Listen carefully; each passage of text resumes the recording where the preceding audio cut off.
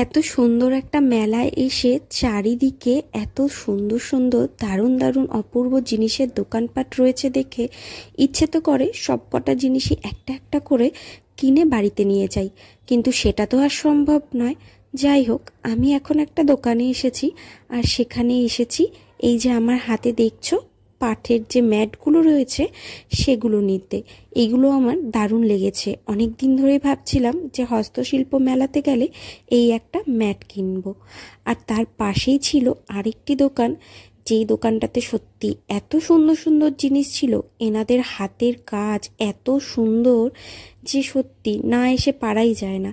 তো আমি এখন হাতে নিয়ে নিয়েছি দুটো কফি মাগ।